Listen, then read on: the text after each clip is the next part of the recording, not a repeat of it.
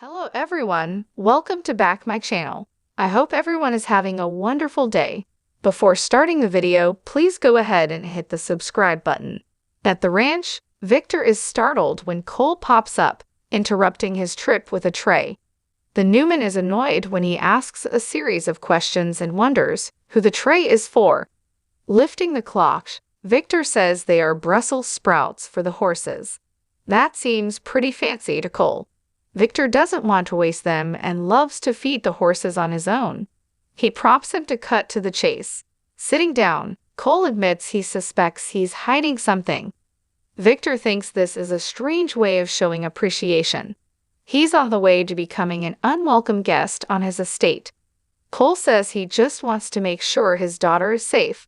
After eating a sprout, Victor declares they want the same thing and dismisses him. Cole is even more suspicious. Victor sends him away anyway. In the dungeon, Jordan rants to the air about the stench of Brussels sprouts and how Victor knew they would make her want to vomit. Collapsing the bars, she wonders how this has happened to her.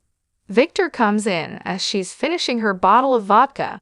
He's brought her some fresh sprouts and is not impressed she didn't finish the ones from yesterday.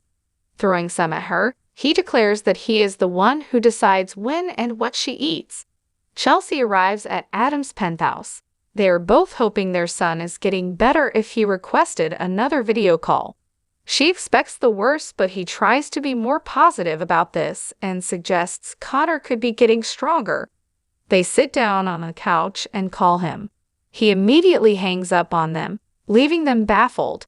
When they call back, he explains they called too soon. It was 9:13, and that's bad. His parents apologize for jumping the gun and ask how things are going. Not great, he admits. He doesn't really want to talk about it, but they want to help. Connor explains that he started having bad thoughts in therapy about how everyone would be better off without him. The OCD tells him this is true. He just wishes he was normal and a better son. His parents tell him his OCD is lying and none of this is his fault. His mom declares that nothing he could do or say would make them love him less. Connor decides this call is making things worse and abruptly ends it. Adam calls the facility and they agree to keep a closer eye on Connor to make sure he's all right. Chelsea thanks him. Their son is suffering and it's ripping her heart out. Neither of them will give up on him, but Adam worries that he's getting worse. She doesn't see an alternative. Sitting back on the couch, Adam tells her she should spend some time with Billy, because being there with him will just drag her down. She explains that Billy is away. Besides, she feels like she's constantly unloading on him. Does he bombard Sally with every issue Connor has? He tries not to. Reminding him that they are together in this, she tells him they need to reassure each other. They go through a family album and remember how things have changed. Adam wonders what moment changed everything. In the past, they could always make their son feel better and keep the monsters away. She says they have to pray he can fight them off, but he will always have their help. In the athletic club dining room, Audra takes break from eating her croissant and tells Nate that he has confirmed that he has interest in her as more than a friend now that the Tucker ship has sailed. Tucker wanders in. He walks over and asks if this very public morning after performance is for his benefit. She tells him he's embarrassing himself.